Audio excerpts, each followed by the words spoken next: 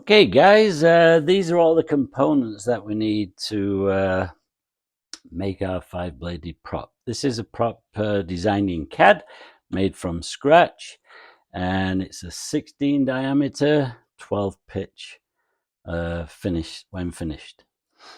So in the previous movie I showed you how to make all the blocks to capture these, which is this guy here.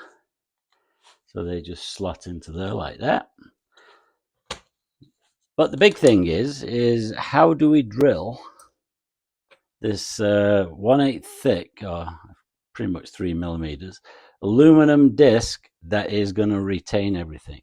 And the disc fits on here and needs to be drilled. So we need to index all those drills. So it was a little bit of a challenge in the beginning, but basically I came up with this. What I do is I put a couple of dabs of double-sided tape on there. In this case, this is a 10 millimeter. We usually do in the 8. So we need to center it with the spacer, which goes in there like that. A couple of tabs of double-sided tape. I always use carpet tape. Then this fits on, and before we plonk it down, we just press it in now, and that will capture the disc to the indexing plate. And the way I do it is simply put it into the drill press, which I'll show you when I do it. And we drill one set of one set, then we turn it to the next index position, drill the next one, and so on and so forth till we've got 5 done. And then we simply change the position of this into the drill, and then we come around and do the same for the inner holes, and then we'll do the assembly. So anyhow, this is the pieces. So we've got the indexer, we've got the actual finished prop hub, it's got the X keyways in it, we have our metric screws, nuts, lock nuts, we have tiny little screws, Phillips screws, which are for the spinner attachment to the hub. And in this case we've got holes which are already pre-done into the hub, into the back plate I should say, and everything is matched up. I'm not showing the spinner here, I'll show you that later. So let's get cracking. So the first thing I'm going to do is adhere the aluminum plate to the indexer with this double-sided tape. Like I say, all it takes is a couple of tabs. Put one there, and then we'll peel off the backing. Sure, there must be a trick to this. I should talk to some air conditioning person. I'm sure they know how to do this. And it doesn't matter where it goes at this stage. We just want to get it centered. So, what did we do with our... Oh, the spacers in there. Okay. So, just going to press it down. I'm going to lift the whole thing up. Make sure it's pressed down well. You can see it's centered on the hub. Pop it down again. Make sure we're good to go. And then we'll take it over the drill and we'll drill them out. Okay, it's not magic, but all I'm doing, and I'm sure all you machinists out there will poo-poo what I'm doing, but I just simply line up the outer hole, spin the drill, make sure it's pretty much centered. I then come down and I use these clamps. I give it a good clamp on one side and then the other. Check that it's good. Come down again, spin it again. Okay, now here we go. Drill's coming on, so we'll have a little noise.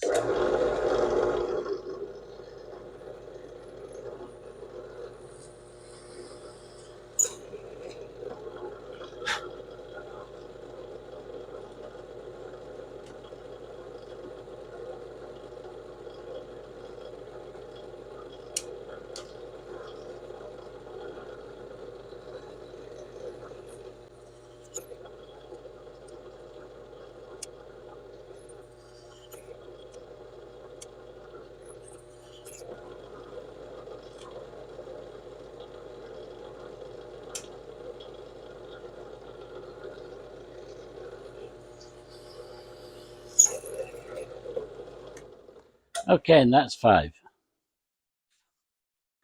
So what happens though, it can get a little stiff because you get a little bit of the shards like these, what go underneath and catches on this, so it kind of can make it a little stiff. I just didn't make sure. Yeah, okay. So now what I'm going to do is simply do the inside by just moving it into position, spin it around so it centers itself.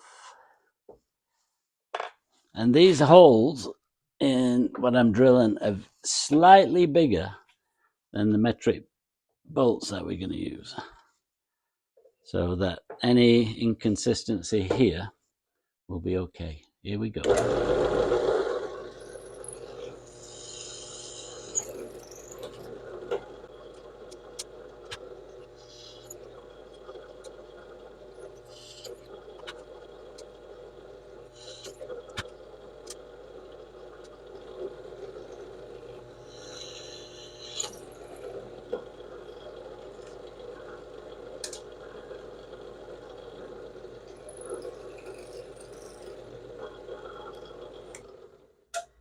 I guess I'd already drilled that one.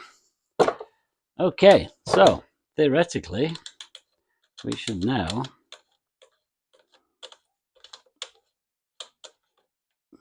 have holes in all the right places.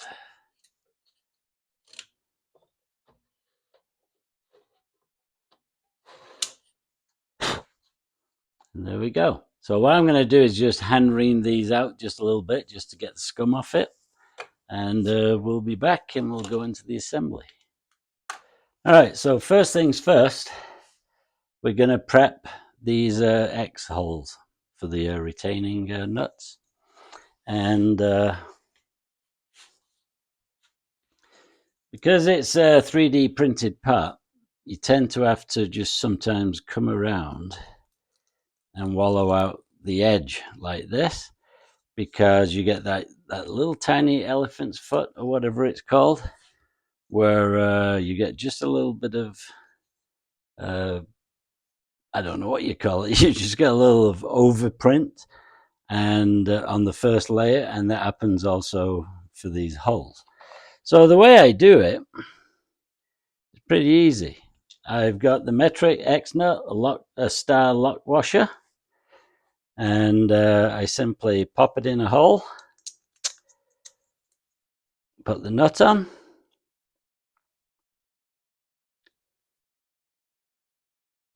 easier said than done. Tiny little things, big hands. All right, so I've got the appropriate X bit in the drill. I'm just going to run it down, finger on the nut, and that's all we need to do. So we do that 10 times, and then this will all be ready. Okay, now I've gone round, I've just sunk all the X nuts into the hub, and now I'm going to weigh all the blades and just mark them on the back. And I use I don't measure in grams. What I did is I picked up a jeweler's scale. It's like $10 off what do you call it, Amazon. And I have it set to carats. And I think carats, being super expensive diamonds and all that, and the measurement scale for those is going to be more accurate than grams. Anyhow, this is a 95.5 carat prop blade. If it was a diamond, we wouldn't be doing this because I'd be in the Bahamas on a boat sucking back pina coladas. But anyhow, we're a poor YouTube guy. So anyhow, what I'm doing right now is set up just for the 10mm hub. So what I do is I kind of place all the blades in loosely. So I got a bit more prepared for this. And make sure they're oriented the right way. And I know that because I've got this key point here, which is also in here. And we sort of just go like that. We've reamed out the disc. So now we're just going to gently plop in and line it up. I'm going to just prop in one of those, and I'm going to take this out because I need it now. So I'm going to do this by hand now because I don't want to damage anything. So we're going to go around and we're just going to get these guys in.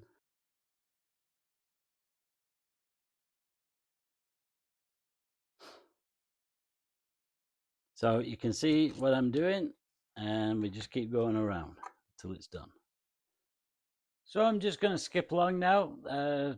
Don't want to bore you with putting screws in.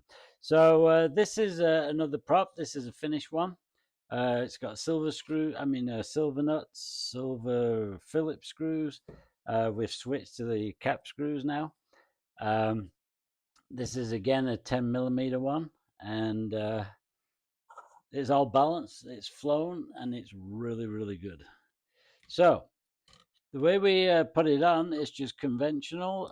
Somewhere around here is marks. Oh hell, I don't know. Anyhow, it goes on like, well, first obviously you put it on, bolt it just like you would with a normal prop. And then we take these little screws, these little guys, and we slip them in, and we put it together like that. Whoops. Just screw them in like this. So when it's got the 5 screws in, it looks pretty damn scale, to be honest. I'll show you what I mean by that. So we just put 5 of them around, and as you can see, that looks really nice. I'll try and bring it in a bit. So when it's on the plane, it really looks scale, and it works beautifully. I'm really pleased with it. Sounds great. It just has beautiful sound to it in flight, and it sounds a bit like turbinish, like there's a turbine driving this thing. So anyhow, that's how we do it. Now the difference is when it was when we printed the spinner this way up, it had a bit of a wobble in it, and that's kind of indicative of most spinners you buy now, which are injection molded. They're not very accurate anymore. But when you print it upside down like that, where I had that support, you can see that in the first video of the 5-bladed prop design. It comes out absolutely perfect. I put it in the lathe with the hub on it, and with the prop adapter on it, and it's absolutely true. There's no wobble, nothing. It's just so axial. So really, really pleased. It's taken actually a couple of months of design, prototyping, and messing around with it to get them right, but they work beautiful. So you could do anything from a 3-bladed to, I think you'd probably get away with a 6-bladed prop for any of those, C-130s or whatever they're called out there, which have 6 blades, and it'll work fine. You just got to make sure that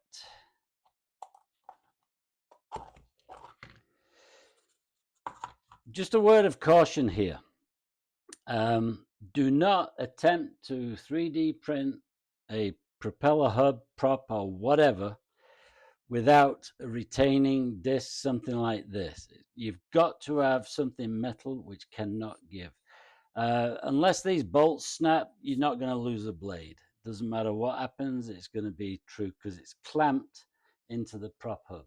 So be very, very, very careful if you're going to attempt this. This has worked perfect for us, and I will not fly it without this disc in it. The problem is 3D printing and doing it in PLA, you get all these ridges, these layer lines.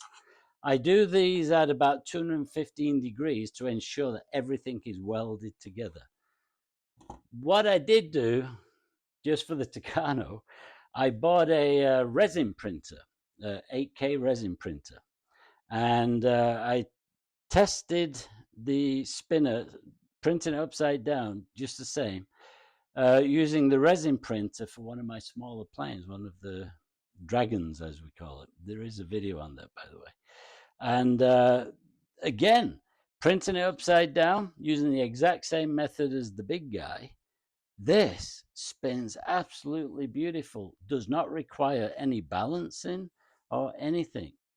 These spinners do require balancing because, doing it line by line as PLA, you get these inconsistencies. And I print randomly for each layer. I begin each layer randomly so that it doesn't have all the weight on just one side.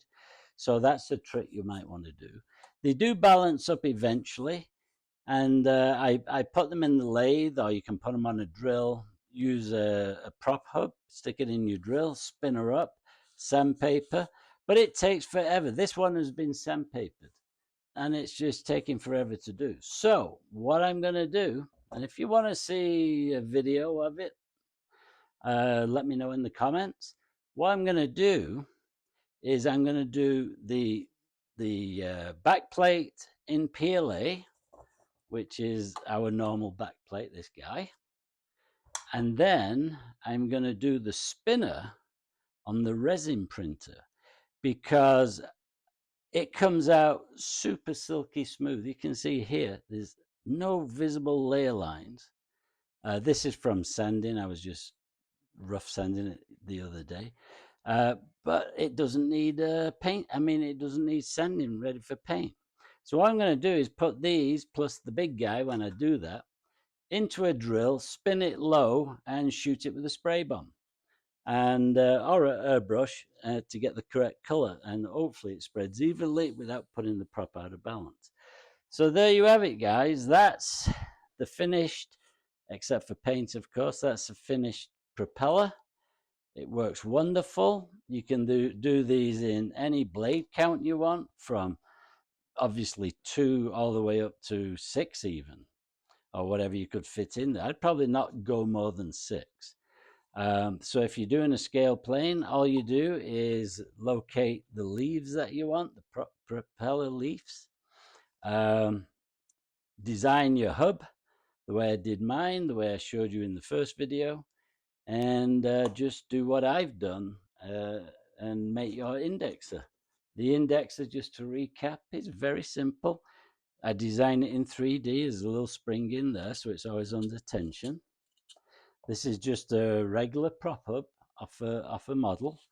In this case, it's 8mm, because most of our motors are in the size that we need for the Tucano, which is like a 300K 60 by 55, I believe, motor.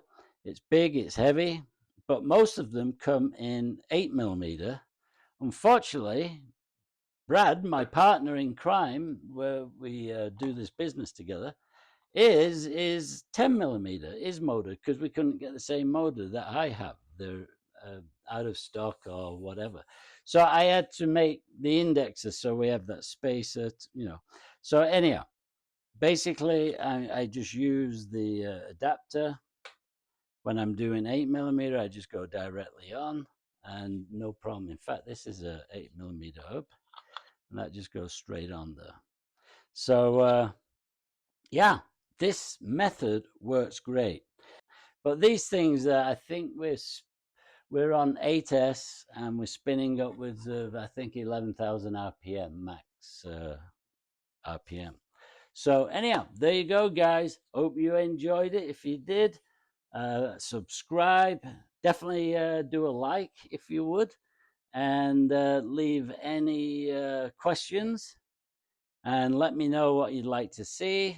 We're going to just do a couple more videos on the Tucano, because now we've got decals. If you want a movie on how to make your own custom decals, we can also do that. All right, guys, this is the prototype plane. It's going to a contest next month, so we need to get it ready and looking a little pretty. There's a 5-bladed prop. This is a second iteration of the spinner. This is more scale, it's elongated as opposed to what we've been flying with. I've not got the mufflers in yet, or I should say the exhaust. Everything else is in. We have all the landing gear, all the battery hold down stuff, etc, etc. Got the stripes. These are homemade stripes. Our decals are homemade. As you can see, this is the Nigerian Air Force plane. And we've got all the details in there. We've not got all the decals done right now. I'm just getting what we need for the contest. So, you know, the details there, all the rivets and bits and bobs and screws and things and all kinds of stuff going on. You can see them, all these little tiny screws. And the plane is basically almost ready for contest. So we'll take that next month and fly it. And we've done 2 versions of this. This one is Nigerian Air Force, or NAF 850. This one is going to be the one I'm going to fly, and then I'll show you the next one. Now this plane is Brad's. It's pre-production. The other one was the prototype. It's more refined, better quality of detail, no voids in it. Mine prototype has a few voids, and as you can see, the number here is NAF 845 as opposed to 850, which is mine, because the camo and everything is pretty much identical, and don't want to get them mixed up. Unfortunately, I don't think we'll see that if we're flying formation, so it could be an interesting thing. This is the scale muffler, or exhaust I should say. I keep saying muffler. That's the scale exhaust. It's kind of titanium looking, and that's 3D printed on my resin printer. Anyhow, back to the original blog video. While I'm in the hangar, which is one of the rooms in my house, we have the plugs for the wings showing all the detail. We have a couple of prototype wings which are in a horrible condition because we hacked them up to get measurements and so forth. There's the main fuselage mold and a couple of decals on there. And this is a prototype. Unfortunately you can't see it good, but that's a hot wire cut prototype full wing, which was used for the very first flight. This is a pre-prototype composite wing. Yeah, this is all composite. We had a little problems with details. Got a real nice trick to make those absolutely perfect now, so we don't have any more issues with details. You can just sort of see some of the detail on the flap as far as rivets. But anyhow, thought I'd give you just a quick look. And there's the resin printer and stuff, which we used to do the resin parts. Might as well show you this while we're in here. There's the A6 mold, the A6 plug. There's a Eurofighter, which is in production right now. And this one's just ready to assemble. There's our prototype Dragon, a bit of it. And up there is a few parts of the A6s which we have crashed over the last couple of years. But anyhow, such is life.